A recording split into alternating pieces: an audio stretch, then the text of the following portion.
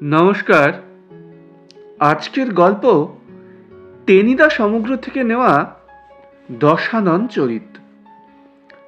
আমি খুব উত্তেজিত হয়ে টেনিদাকে বললুম, হ্যারিসন রোডের লোকে একটা পকেটমার ধরেছে। টেনিদা আমার দিকে কিরকম উদাসভাবে চেয়ে রইল খানিকক্ষণ। তারপর আর কি, থানায় নিয়ে গেল। লোকে পেটাতে চেষ্টা করেনি আবার। ভাগ্যিস একজন পুলিশ এসে পড়েছিল। সে হাত জোর করে বললে, দাদারা মেরে আর কি করবেন, মার খেয়ে খেয়ে এদের তো গায়ের চামড়া গন্ডারের মতো পুরু হয়ে গেছে। অনর্থক আপনাদের হাত ব্যথা হয়ে যাবে, তার চাইতে ছেড়ে দিন। এ মাসখানেক জেলখানায় কাটিয়ে আসুক, ততদিনে আপনাদের পকেটগুলো নিরাপদ থাকবে। বেশ হয়েছে বলে টেনিদা গম্ভীর হয়ে গেল। তারপর মস্ত একটা ঠোঙা থেকে এক মনে কুরকুর করে ডালমুট খেতে লাগলো। আমি ওর পাশে বসে বললুম, আমাকে ডালমুট দিলে না? তোকে? টেনিদা উদাস হয়ে ডালমুট খেতে খেতে বললে, না, তোকে দেওয়ার মুড নেই এখন। আমি এখন ভীষণ ভাবুক বোধ করছি। ভাবুক শুনে আমার খুব উৎসাহ হলো। ও টেনিদা, তুমি কবিতা লিখবে বুঝি? টেনিদা বিরক্ত হয়ে বলল, দত্তর কবিতা, আমি বাবা ওসবের মধ্যে নেই। যারা কবিতা লেখে তারা আবার মনীষী নাকি? তারা রাস্তায় চলতে গেলেই গাড়ি চাপা পড়তে পড়তে বেঁচে যায়। নেমন্তন্ন বাড়িতে ঠিক তাদেরই জুতো চুরি হয়। বৈশাখ মাসের গরমে যখন লোকের প্রাণ আইঢাই করে, তখন তারা দৌড় বন্ধ করে পদ্য লেখে। দূর। আমি বললুম, তবে তুমি ওরকম ভাবুক হয়ে গেলে কেন? আরে ওই পকেট মারের কথা শুনে কেউ ভাবুক হয় নাকি আবার? আমি বললুম, সবাই তো তাকে রেড়ে করে ঠ্যাঙাবার জন্য দৌড়ে যায়। আমারও যেতে ইচ্ছে করে। এই তো সেদিন হাওড়া ট্রামে আমার বড় পিসে মশাইয়ের পকেট থেকে পেলা। টেনিদা চটে গেল। কুরুবকের মতো সবসময় বকবক করবি না, এই বলে দিচ্ছি তোকে। পঞ্চাননের ঠাকুরদা দশাননের কথা যদি জানতিস তাহলেই বুঝতে পারতিস। এক একটা পকেট মারো কি বলে গিয়ে মহাপুরুষ হয়ে যায়। কে পঞ্চানন, কেই বা দশানন? আমি তো তাদের কাউকেই চিনি না।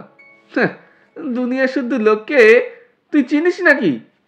জাপানের বিখ্যাত গাইয়ে তাকানাচিকে তুই চিনিস? আমি বললুম, না।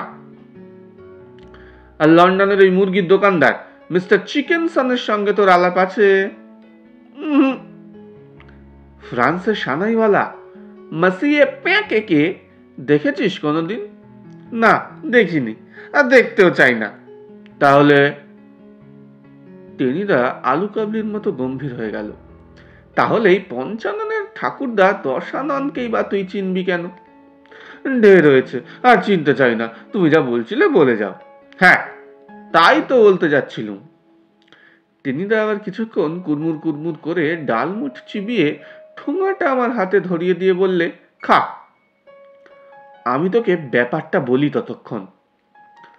আমি ঠোঙাটা হাতে নিয়ে দেখলুম খালি। ফেলে দিতে যাচ্ছি, হঠাৎ দেখি একেবারে নিচের দিকে টেনিদার চোখ এড়িয়ে কি করে যেন একটা চিনে বাদামের দানা আটকে আছে। আমি সেটা বের করে মুখে পুরে দিলুম। আর চোখে দেখে টেনিদা বললে, ইস, একটা বাদাম ছিল নাকি রে? একদম দেখতে পাইনি। যাকগে, ওটা তোকে বকশিস দিলুম। আমি বললুম, সবই ওই পঞ্চাননের ঠাকুরদা দশাননের দয়া। টেনিদা বললে, যা বলিছিস। আচ্ছা, এবার দশাননের কথাই বলি। বুঝলি, যদি কখনো তুই ওই ঘুঁটে পাড়ায় যাস। আমি বললুম, ঘুঁটে পাড়া আবার কোথায়? হ্যাঁ, সে গৌরডাঙ্গা থেকে যেতে হয় 7 ক্রোশ হেঁটে, মানে যাওয়া খুব মুশকিল।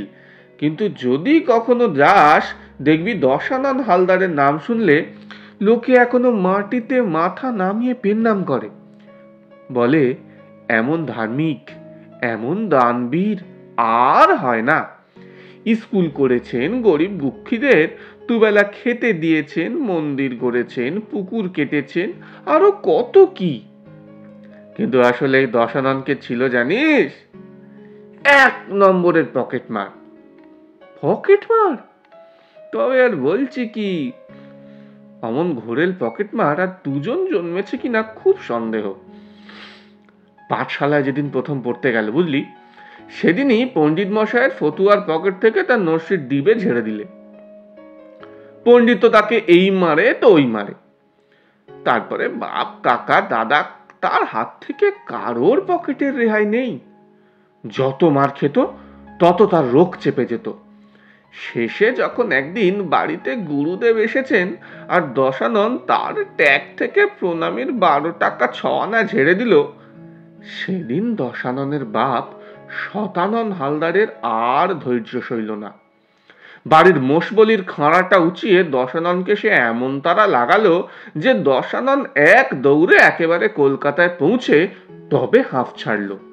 আর জানিসই তো, কলকাতা মানেই পকেটমারের স্বর্গ। অনেক গুণী লোক তো আগে থেকেই ছিল, কিন্তু বছর খানেকের ভেতর দশানন তাদের সম্রাট হয়ে উঠল।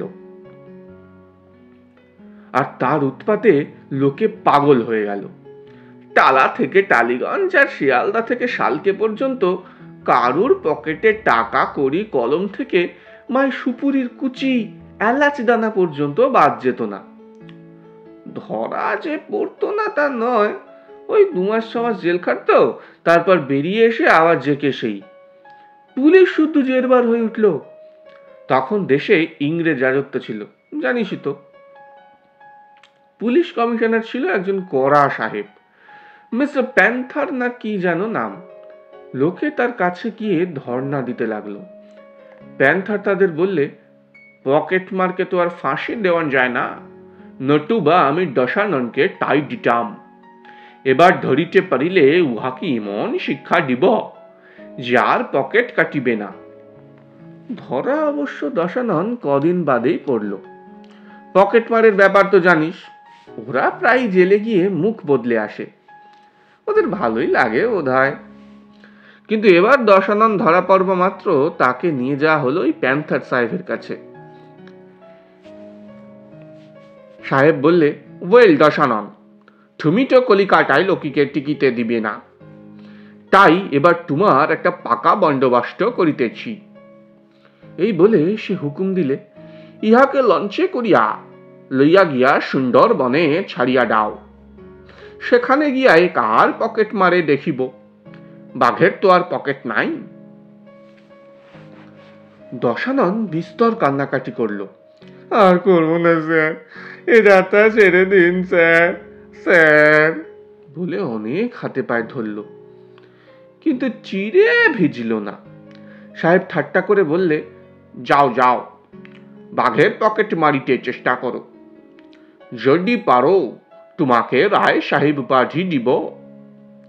তারপর আর কি, পুলিশ লঞ্চে করে দশাননকে নিয়ে গেল সুন্দরবনে। সেখানে নামিয়েই তো তারা দে চম্পট, তাদেরও তো বাঘের ভয় আছে নাকি। এদিকে দশাননের তো আত্মারাম খাঁচা ছাড়া, জলে গিজগিজ করছে কুমির আর ঝোপে ঝোপে মানুষ খেকো বাঘ। সুন্দরবন মানেই তো জমের আড়ত।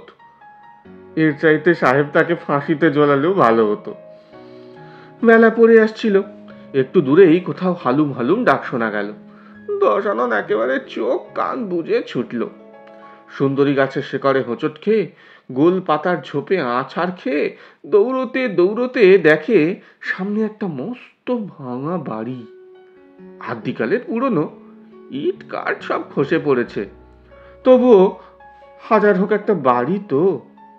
সিঁড়ি দিয়ে দোতলায় উঠতেই দেখলো সামনে একটা মস্ত ঘর, দরজায় তার মাকড়সার জাল আর আজন্ম ধুলো। তবু ঘরটা বেশ আস্ত আছে, একটু সাফসুতরো করে নিলে শোয়াও যাবে এক পাশে। দেশলাই জেলে সাবধানে সব দেখে নিলে দশানন, না সাপ খোপ নেই। আর দোতলার ঘর, বাঘও চট করে এখানে উঠে আসবে না। শুধু দশানন ঘরে ঢুকতেই ঝটপট করে কতগুলো ওই চামচিকে উড়ে বেরিয়ে গেল। তা বেরোক, চামচিকে তো আর ভয় নেই। ক্যানিং বাজার থেকে পুলিশ তাকে এক চাংড়ি খাবার দিয়েছিল, মনের দুঃখে তাই খানিকটা খেলো এই দশানন। বাইরে তখন দারুণ অন্ধকার, ঝিঝি পোকা ডাকছে, অনেক দূর থেকে বাঘের ডাকও আসছে। জয় মা কালী বলে কাপড় ঘরের কোনায় একটা পেতে শুয়ে পড়ল দশানন। রাতটা তো কাটুক, কাল সকালে যা হয় দেখা যাবে। বাঘের ডাক, ঝিঝির শব্দ, আর জঙ্গলের পাতায় পাতায় হাওয়ায় হাওয়ায় আওয়াজ, আর মশার কামড়ের ভেতর কখন যে ঘুমিয়ে পড়েছে দশানন সে জানে না, কতক্ষণ ঘুমোচ্ছিল তাও জানে না। হঠাৎ এক সময় চমকে উঠল দশানন, দেখল ভাঙা জানালা দিয়ে ঘরের ভেতর জ্যোৎস্না এসে পড়েছে, আর সেই জ্যোৎস্নার মাঝখানে দাঁড়িয়ে এক বিরাট পুরুষ। তার পোশাক আশাক থিয়েটারের মোগল সেনাপতির মতো, মুখে লম্বা দাড়ি, মাথায় পাগড়ি, আগুনের মতো তার চোখ দপদপ করে জ্বলছে। দশাননের তো হাত পা ঠান্ডা হয়ে গেল, বুঝতে বাকি রইল না ওটা ভূত। তাও যে সে ভূত নয়, একেবারে মোগলাই ভূত। ভূত বাজখাই গলায় বললে, এই বাতমিজ, তুই কে রে? আমার প্রাসাদে ঢুকেছিস কেন? দশানন একটু সামলে নিলে, উঠে সামনে এসে একেবারে মাটিতে লুটিয়ে প্রণাম করলে ভূতকে। বলে, হুজুর, হুজুর আমায় মাফ করবেন, আমি কিছুই জানতাম না। সন্ধেবেলায় বাঘের ভয়ে ছুটতে ছুটতে এখানে এসে আশ্রয় নিয়েছি। দয়া করে রাতটার মতো আমায় থাকতে দিন, মরে উঠেই চলে যাব। ভূত খুশি হলো, চাপদাড়ির ফাঁকে হেসে বললে, ঠিক আছে, থেকে যা। তুই যখন আমার আশ্রয় নিয়েছিস তখন তোকে কিছু বলে আমার গুনাহ হবে। কিন্তু তোর বাড়ি কোথায়? আগে বাংলাদেশে। বেশ বেশ, উঠে দাঁড়া। দশানন উঠে ভূতের সামনে দাঁড়ালো। ভূত খুব মন দিয়ে দেখতে লাগলো তাকে। তারপর বললে, তোর তো বেশ সাহস টাহস আসে দেখছি, আমার একটা কাজ করতে পারবি? আগে হুকুম করলেই পারবো। দশানন খুব বিনীত হয়ে হাত কচলাতে কচলাতে বলল, তুই একবার নবাব সিরাজউদ্দৌলার কাছে যেতে পারিস। কার কাছে? দশানন ঘাবড়ে গেল। কেন? বাংলা, বিহার, উড়িষ্যার নবাব সিরাজউদ্দৌলার নাম শুনিসনি? তুই কোথাকার গাধা রে? ভূত খুব আশ্চর্য হলো। নাম তো জানি বই কি হুজুর, বিলক্ষণ জানি। দশানন মাথা চুলকে বললে, কিন্তু তিনি তো অনেকদিন আগে মারা গেছেন, আমি কি করে তার কাছে? মারা গেছেন নবাব সিরাজউদ্দৌলা? সে কি রে? পলাশির যুদ্ধের পরে তিনি রাজমহলের দিকে রওনা হলেন। আমাকে বললেন, মানসবদার জবরদস্ত খা, তুমি আমার এইসব মণিমুক্তগুলো নিয়ে কোথাও লুকিয়ে থাকো এখন। আমি এরপর আবার ইংরেজের সঙ্গে যুদ্ধ করব, তখন তোমাকে দরকার হবে, তোমায় আমি ডেকে পাঠাবো। ততক্ষণে বরং তুমি সুন্দরবনের প্রাসাদে গিয়ে লুকিয়ে থাকো। সেই থেকে তো আমি এখানে আছি, কবে আমার ইন্তেকাল হয়েছে, কিন্তু নবাবের ডাক শোনার জন্য আমি এখানে বসে আছি, আর আমার দুই জেবে লাখ লাখ টাকার হিরে মতি বয়ে বেড়াচ্ছি, দেখবি? বলেই জবরদস্ত খা তার জবের পকেট থেকে 2 হাত ভর্তি করে মণিমুক্ত বের করলো। চাঁদের আলোয় সেগুলো ঝলমল করতে লাগলো। দেখে চোখ ঠিকরে বেরোলো দশাননের, মাথা ঘুরে যায় আর কি। জবরদস্ত খা সেগুলো আবার পকেটে পুরে বললে, আর তুই বলছিস নবাব বেঁচে নেই? না, হতেই পারে না। তাহলে নিজেকেই একবার আমায় খুঁজতে যেতে হচ্ছে। দশানন চুপ করে রইল। জবরদস্ত খা বললে, প্রথমে যাই মুর্শিদাবাদ, তারপরে যাব রাজমহল, তারপর মুঙ্গের পর্যন্ত একেবারে ঘুরে আসব। আর শোন, জবরদস্ত খার মঞ্জিলে বাঘও ঢুকতে সাহস পাবে না, কিন্তু কাল সকালেই কেটে পড়বি। ফিরে এসে যদি দেখি তুই রয়েছিস তাহলে তক্ষুনি তোর গর্দান নেব। এই বলেই জবরদস্ত খা ধাঁ করে চাঁদের আলোয় মিশে গেল। আর দশানন যা থাকে কপালে তক্ষুনি বেরিয়ে পড়ল ভূতের বাড়ি থেকে। অন্ধকারে হেঁটে একটা গাছে উঠে রাত কাটালে। সকালে নদীর ধারে গিয়ে দূরে একটা জেলেদের নৌকো চোখে পড়ল। বিস্তর ডাকাডাকি করে তাদের নৌকায় উঠে চলে এলো। তারপর দেশে ফিরে অতিথিশালা করলো, পুকুর কাটলো, গরিবকে দান ধ্যান করে একেবারে মহাপুরুষ হয়ে গেল। আমি বাধা দিয়ে বললুম, বারে টাকা পেল কোথায়? টাকার অভাব কি রে গর্ধব? জবরদস্ত খার পকেট মেরে এক থাবা মণিমুক্ত তুলে নিয়েছিল না? ভূতের পকেট কেটে? যে কাটতে পারে ভূতের পকেটই বা সে রেয়াত করবে কেন? টেনিদা হাতলো। অমন এক্সপার্ট হাত, ওটাতেই তো তার স্বভাব চরিত্র একেবারে বদলে গেল না? স্বয়ং নবাব সিরাজউদ্দৌলার মণিমুক্ত, সেগুলো কি আর বাজে কাছে খরচ করা যায় রে? ওসব বেচে লাখ লাখ টাকা পেল দশানন। আর তাই দিয়েই পরের উপকার করতে লাগলো। মহাপুরুষ বনে গেল একেবারে। আর প্যান্থার সাহেব? বাঘের পকেট কাটলে রায় সাহেব উপাধি দেবে বলেছিল। ভূতের পকেট কেটেছে জানলে হয়তো মহারাজা করে দিত। কিন্তু জানিস তো পেলা, ইংরেজ নবাবের শত্রু, শুনলেই কেড়ে নিত ওগুলো। তাই বলছিলুম পেলা, পকেট মারকেও তুচ্ছ করতে নেই, সেও যে কখন কি হয়ে যায়। আমি বললুম, বাজে কথা, সব বানানো। টেনিদা দাঁত খিচিয়ে উঠল। গেট আউটের আর কি করে হয়? রাস্তার ধারেই তো বসেছিলুম দুজনে।